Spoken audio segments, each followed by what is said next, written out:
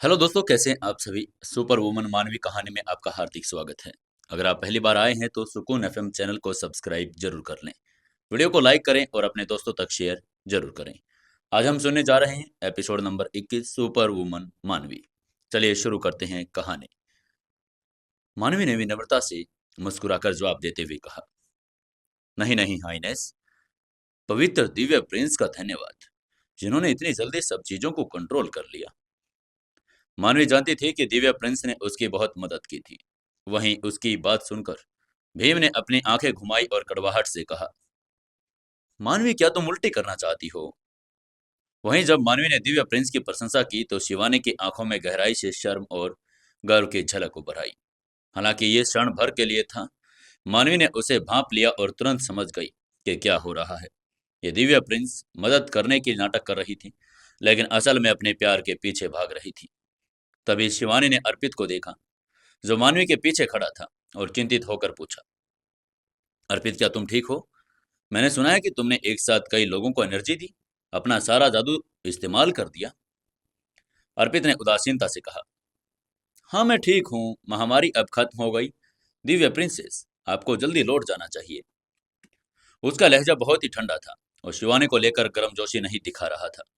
लेकिन शिवानी ने अर्पित के ठंडे बिहेवियर पर कोई आपत्ति नहीं जताई और इसके बजाय वो मुस्कुराई और धीरे से बात करते हुए बोली, देखो मैं अपने साथ किसे लेकर आई हूँ।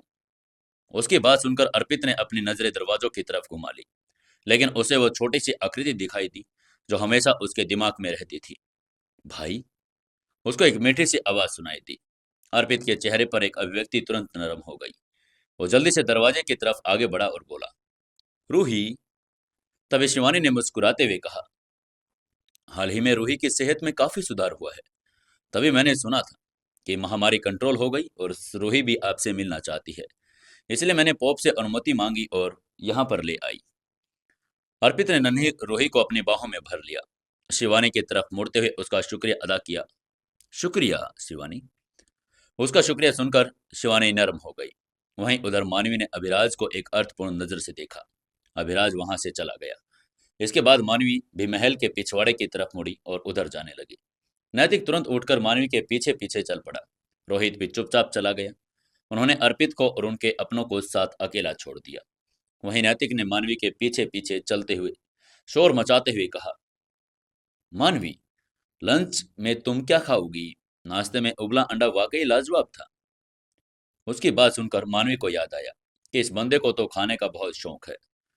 मोहिनी के साथ अपनी पहली फाइट के दौरान खाने से उसके पेट में दर्द हो गया था। उसे टॉयलेट जाना पड़ा। वो नैतिक के बात का जवाब मानवी ने धीमी से कहा, हाँ। उसकी हाँ सुनकर नैतिक ने एक्साइटेड होते हुए कहा, क्या क्या है बताओ तो।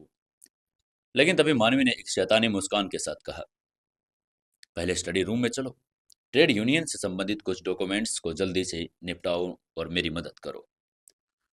मानवी ने एक वाक्य में कहा और फिर स्टडी रूम की तरफ चल पड़ी। वो स्वर्ग में मिले उपहार को कतई बर्बाद नहीं करना चाहती थी। यह लड़का नैतिक, उसका परिवार ज्यादातर कुलीन परिवारों में से बिल्कुल अलग था। उसकी माँ माधवी भी शाही दरबार में एक सीनियर मिनिस्टर थी। सम्राट की कृपा पात्र और अन्य सभी अधिकारी उसका सम्मान करते थे। नैतिक के पिता सौम्य और सुसंस्कृत थे। पटना के सबसे बड़े ट्रेड यूनियन के प्रेसिडेंट थे। सीधे शब्दों में कहे तो वो एक पागल नगद मुद्रक था। नैतिक को उनके गुण विरासत में मिले थे, निडर, चतुर और चाल चलाक। स्टडी रूम में मानवी मेज के सामने बैठ गई। दरवाजों के पहाड़ जैसे ऊंचे ढेर को पलट रही थी। मानवी के दाहिने और हाथ में पहले से ही नैतिक द्वारा तैयार किया एक नाजुक चांदी का सफेद लैको दस्ताना था। आज मानवी जब सुबह उठी थी तो उसने देखा कि नैतिक उसके दरवाजे के सामने उकड़ू बैठा था। उसके हाथ में आधे आदमी जितना ऊंचा एक बैग था। वो हर आकार, रंग, साइज के दस्तानों से भरा था ताकि मानवी उसे अपने काले निशान को ढक सके।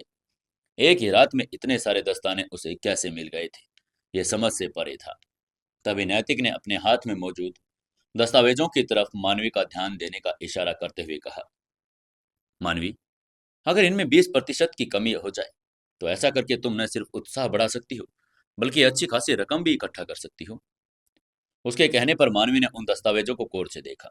जाहिर है कुरों में कटौती बहुत कम थी, लेकिन साफ दिखाई दे रही थी कि उसकी इस बात से खुश होकर मानवी ने कलम उठाई, जल्दी से एक कागज पर रेसिपी लिखते हुए कहा, हाँ, अब तुम्हें दोपहर के खाने के लिए कुछ अच्छा सा खाने को मिलेगा। इसे ले आओ और दोपहर के खाने पर इसे बनाने के लिए कहो। नैतिक ने भी तुरंत रेसिपी को अपने हाथ में लिया और कहा, ठीक है, और वो खुशी खुशी वहां से चला गया। वहीं उधर भीम ने मानवी से शिकायत करते हुए कहा, मानवी, ये काम बहुत बोरिंग है। वो बहुत ऊब गया था। अब उसकी हिम्मत नहीं थी कि वो टहलने चला जाए, और आखिरकार वो इस समय न सिर्फ मनहूसत पवित्र दिव्य प्रिंसेस इस हवेली में था, बल्कि पवित्र दिव्य प्रिंसेस भी आई हुई थी। मानवी ने दस्तावेजों के पहाड़ ऊंचे ढेर को तेजी से छांटा और दस्तावेजों पर मुहर लगाई। अस्वीकृत दस्तावेजों को एक तरफ फेंक दिया। काफी देर एक काम करने के बाद मानवी को लगा कि उसकी आंखें सूख रही है, तो उसने टहलने का फैसला किया। महल के पिछले हिस्से का बगीचा सुनहरे सूरजमुखी के फूलों से भरा हुआ था। किसी को नहीं पता था कि इस महल के मालिक को इतनी अनोखी रुचि क्यों थी, लेकिन यह बगीचा अब रंग बिरंगे फूलों से नहीं, बल्कि सूरजमुखी से भरा हुआ था। अब वे खिले हुए फूल चमकदार और सुनहरे थे। मानवी ने ऊपर देखा, लेकिन अचानक उसे ऊंचे सूरजमुखी के फूलों के बीच एक छोटी सी आकृति दिखाई दी। उस पल उस छोटी सी आकृति को कुछ अच्छा महसूस हुआ। वो पलटी और अपनी नजरें मानवी की नजरों से जा मिली। उसकी नजरों को देखकर मानवी समझ गई कि एक बहुत ही पवित्र बच्ची थी, किसी भी तरह से कलंकित नहीं, इसलिए उसकी बहुत सावधानी से रक्षा की गई थी। वो अर्पित की छोटी बहन थी, और लेकिन छोटी लड़की मानवी को देखती रही। वो खड़ी होकर मानवी को घूरती रही। मानवी कुछ नहीं बोली, जाने के लिए मुड़ गई। उसने ऐसे मासूम से लोगों से बात करने भी नहीं दिया, लेकिन तभी उसको पीछे से एक तीखी आवाज सुनाई दी, दीदी रुकिए। उसकी ये मासूम सी आवाज सुनते ही मानवी ने अपने कदम रोक लिए। धीरे धीरे घूमी और वो युवती तेजी से दौड़ रही थी, लगभग लड़खड़ा रही थी। मानवी जानती थी कि उसके सामने खड़ी बच्ची बीमार है। तेज दौड़ना उसकी सेहत के लिए अच्छा नहीं होगा, इसलिए उसने चिंता भरे स्वर में कहा, धीरे चलो तुम। मानवी थोड़ा नीचे झुकी और उस छोटे बच्चे को पकड़ लिया, जो दौड़ रही थी। चांदी के बालों और बैंगनी आइरिस वाली लड़की ने मानवी को बड़ी आंखों से देखा और गंभीरता से अपना परिचय देते हुए कहा, दीदी, मेरा नाम रूही गुप्ता है। मैं इस साल 5 साल की हो गई हूँ। मुझे आपसे मिलकर खुशी हुई। मानवी को थोड़ा अजीब लगा। उसको समझ नहीं आ रहा था कि यह बच्ची इतनी बड़ी क्यों लग रही है। मानवी थोड़ी असहज थी। उसको समझ नहीं आ रहा था कि ऐसे व्यक्ति से कैसे बात करे, जो बिल्कुल साफ सुथरा था। लेकिन फिर भी उसने अपना मन बना नाम बताते हुए कहा, हेलो रूही, मैं मानवी हूँ। रूही ने अप्रत्याशित रूप से कहा, दीदी, मुझे आप बहुत पसंद है। आप एक अच्छे इंसान हैं। उसके चेहरे पर शानदार मुस्कान खिल उठी। मानवी को और भी अधिक असहज महसूस हुआ। वो रूही के सामने बैठी थी। उसे समझ ही नहीं आ रहा था कि क्या कहे। तभी भीम जोर से हंसा। उसने मन ही मन अपने आप से कहा, अच्छा इंसान, छोटे शैतान अच्छी इंसान थी। कितना बेतुका मजाक है। भगवान कोई तो था जिसने कहा था कि वो अच्छी इंसान है। तभी एक चिंतित आवाज वहीं गूंजी, रूही। ये अर्पित की आवाज थी। वो आवाज सुनते ही रूही ने मुड़कर उसको बुलाते हुए कहा, भाई, मैं यहाँ हूँ। तभी मानवी ने दो लोगों को कदमों की आहट सुनाई दी, जिसका मतलब था सौम्या और सुंदर दिव्य प्रिंसेस अर्पित के साथ यहीं पर आ रही थी। मानवी जाने के लिए उठी, लेकिन उसके कपड़ों के किनारे से एक खिंचाव ने उसे रोक दिया। मानवी ने नीचे देखा तो रूही उसके छोटे से हाथ से कपड़ों का किनारा पकड़कर बैठी हुई थी। मानवी थोड़ी उलझन में उससे बोली, रूही, मैं अब तुम्हें परेशान नहीं करूंगी। मेरी बात मानो, मैं जा रही हूँ। लेकिन तभी रूही ने अपनी बड़ी बड़ी आंखों से मानवी की तरफ याचना भरी नजरों से देखते हुए कहा, दीदी प्लीज मत जाइए ना। थोड़ी देर रूही के साथ खेल लिए। लोग उस दयनीय लड़की प्यारे भाव को नकार नहीं सकते थे। बेशक आम लोग मना नहीं कर सकते थे, लेकिन मानवी जानती थी प्रकाश के मंदिर के लोगों से उलझने का कोई फायदा नहीं। मानवी ने ही रूही के सिर पर हल्के से थपथपाते हुए कहा, अच्छे से रहो रूही। हाइनेस दिव्य प्रिंसेस तुम्हारे साथ खेलेंगी। इससे पहले कि वो अपनी बात पूरी कर पाती, अर्पित और शिवानी पहले ही उनके सामने आ गई। जब दोनों ने देखा कि रूही मानवी के कपड़ों से इतनी कसकर चिपकी हुई है कि उसका आकार बिगड़ गया, तो दोनों हैरान हुए, क्योंकि उनके अलावा रूही किसी के करीब नहीं जाती थी, न ही अजनबियों से बात करती थी। लेकिन वो पूरी तरह से मानवी से चिपकी हुई थी, तो जाहिर वो हैरान हो चुके थे। मानवी ने उन दोनों को देखते हुए झुककर सलाम करते हुए कहा, highness Divya princess, princess highness. मानवी की मुस्कान थोड़ी तनावपूर्ण थी। वहीं रूही को हाथ को देखकर, जो मानवी के कपड़ों में पकड़ रहा हुआ था, शिवानी की अभिव्यक्ति थोड़ी बदल गई। तभी अर्पित ने रूही को पकड़ने के लिए आगे बढ़ते हुए कहा, रूही तुम क्या कर रही हो? तुमने हमसे क्या कहा था कि हम तुम्हारा थोड़ी देर वहीं इंतजार करें, फिर तुम यहाँ क्या कर रही हो? लेकिन रूही ने कुछ ऐसा किया जिसके अर्पित को बिल्कुल उम्मीद नहीं थी। रूही मानवी के पैर पकड़े हुए अर्पित को घूर रही थी।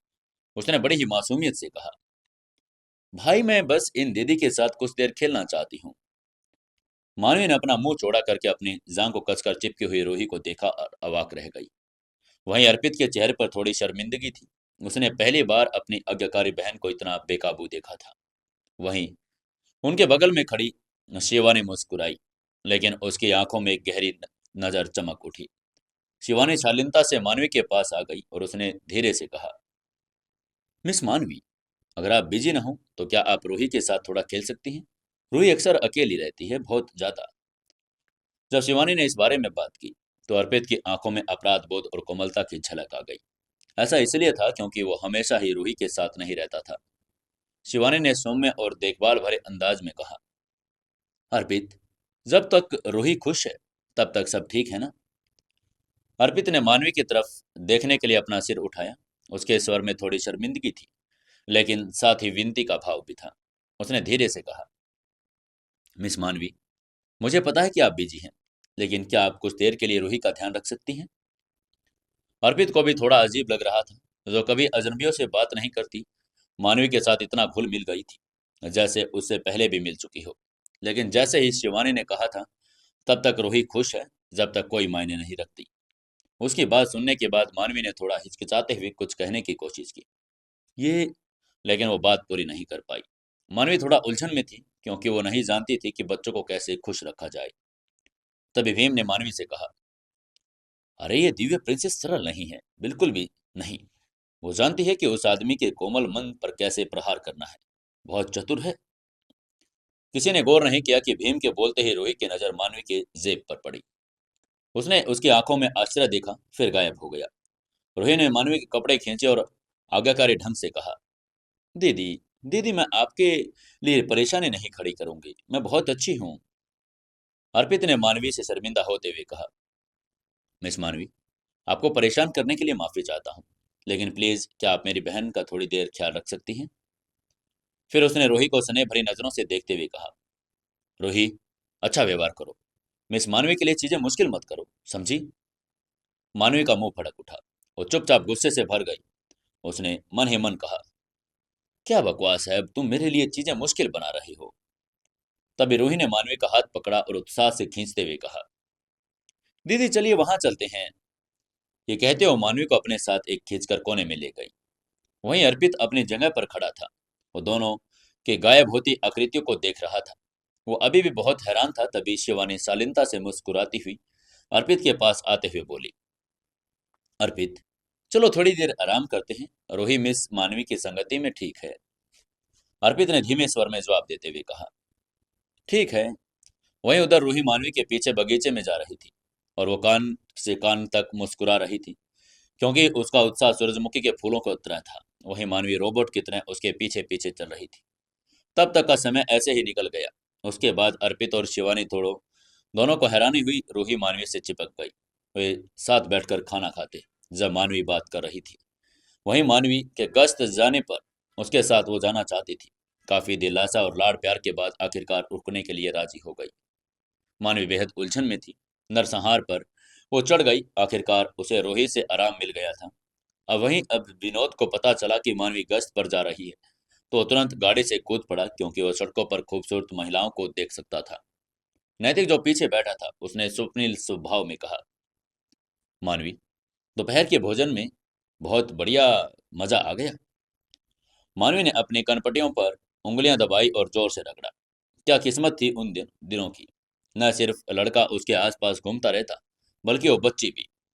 जब मानवी का सिर दर्द कर रहा था, तभी गाड़ी की छत पर जोरदार आवाज आई।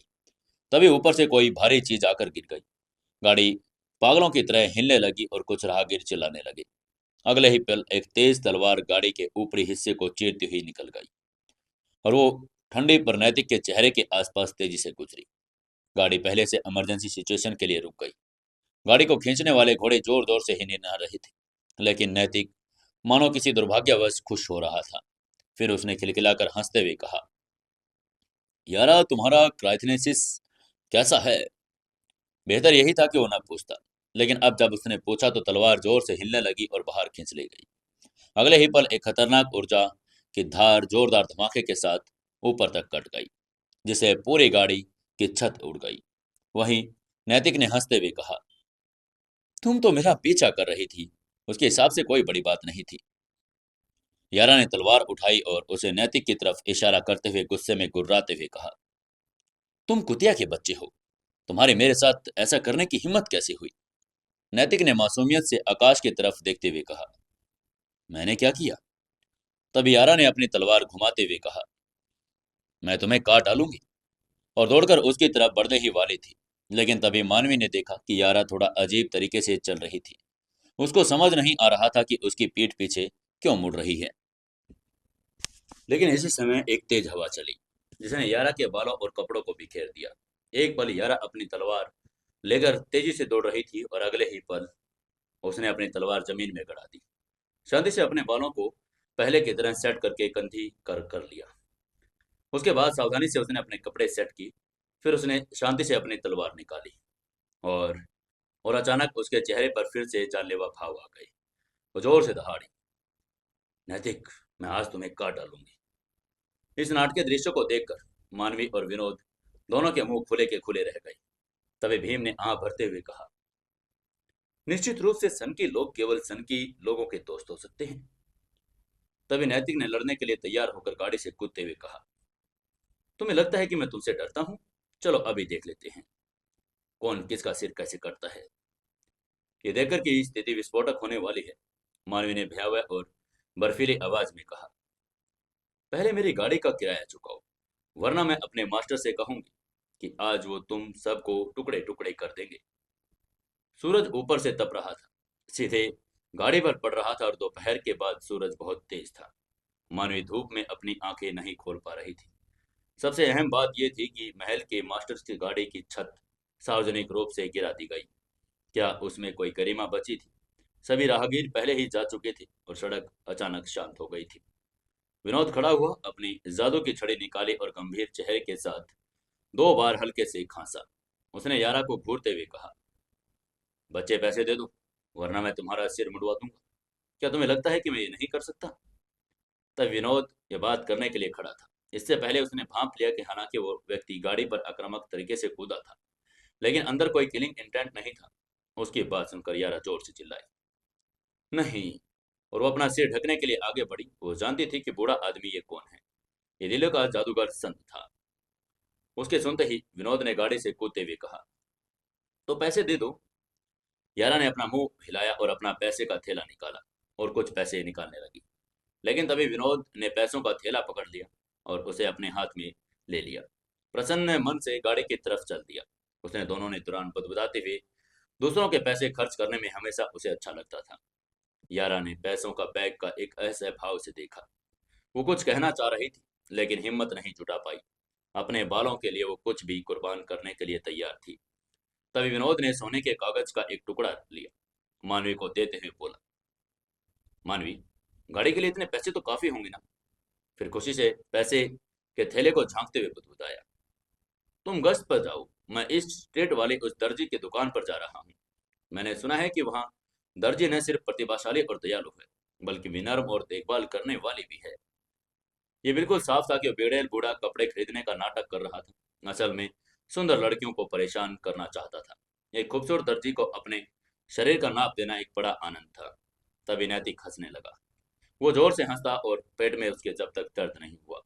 तभी मानवी ने थोड़ी गंभीरता से होते हुए कहा, मेरी गली में मत लड़ना, वरना मैं तुम सबको सुअर बना दूंगी। ये कहते हुए मानवी टूटी हुई गाड़ी से शांति से बाहर निकली, आगे बढ़ने लगी। बेशक विनोद का हाथ उसके सिर पर होने पर ऐसा बेहद घमंडी हो गई थी। नैतिक तुरंत पीछे से ही आ गया। यारा ने शर्मिंदगा में अपनी नाक रगड़ी और उसके पास पैसे भी नहीं थे। वो यहाँ नैतिक को हरा नहीं सकती थी, तो क्या करना चाहिए? 2 सेकंड हिचकिचाने के बाद यारा ने अपनी तलवार म्यान में रख ली। नैतिक ने यारा की तरफ देखते हुए ठंडी आवाज में कहा, मैं तुमसे कह रहा हूँ, ये सोचना भी मत कि तुम्हारे पीछे घर आऊंगा। क्या माँ ने तुम्हारे मुझे वापस लेकर जाने के लिए भेजा है? वो यारा को नाराजगी से देख रहा था, जो जबरदस्ती उसके पास आई थी। यारा ने सच्चाई और ईमानदारी से जवाब देते हुए कहा, नहीं, तुम्हारी माँ ने मुझे वापस भेजने के लिए नहीं कहा। उसकी बात सुनकर नैतिक ने हैरानी में पूछा, तो फिर तुम यहाँ क्या करने आई हो?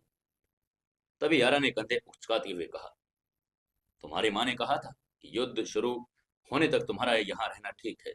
फिर तुम्हें अपनी क्षमताओं का इस्तेमाल करके सुरक्षित वापस लौटना होगा। अगर तुम यहीं मर गए हो तो यही तुम्हारे लिए सही रहेगा। बस यही दिखावा करेगी कि उसका तुम्हारे जैसा बेवकूफ और नाकाबिल बेटा कहीं भी था ही नहीं। अगर तुम कर सको तो तुम अपनी पत्नी को वापस लेकर जा सकते हो। उसने ठीक वही दोहराया जो माधवी ने कहा था। उसकी बात सुनकर दुखी होने की बजाय नैतिक ने खुश होते हुए कहा, माँ बेस्ट है। ये सब सुनकर मानवी का मुंह बिचक गया। उसने मन ही मन में सोचा, ये कैसी माँ थी? इसे माँ कैसे कह सकते हैं? कोई आश्चर्य नहीं कि नैतिक बड़ा होकर इतना सन की निकला, क्योंकि उसकी माँ उससे भी बड़ी सन की है। इस समय यारा ने मानवी से बेशर्मी से बात करने के लिए अपना मुंह खोलते हुए कहा, सुंदर लड़की। मानवी ने यारा की तरफ एक तेजी नजर से देखा और धीरे से कहा, बोलो क्या? यारा ने चापलूसी भरी मुस्कान के साथ कहा, मेरे पास अभी बिल्कुल भी पैसे नहीं हैं। प्लीज, क्या मैं आपके साथ कोई काम कर सकती हूँ? बेशक यही एकमात्र वजह नहीं थी जिसकी वजह से यारा मानवी के साथ रहना चाहती थी। कुछ और भी वजह थी जो अभी तक वो नहीं बता सकती थी। ऐसी क्या वजह थी, क्या आपको पता है? जानने के लिए जुड़े रही अपनी कहानी सुपर भुवन मानवी के साथ। दोस्तों, कहानी को ज़्यादा से ज़्यादा शेयर करें, कमेंट करें और लाइक ज़रूर करें।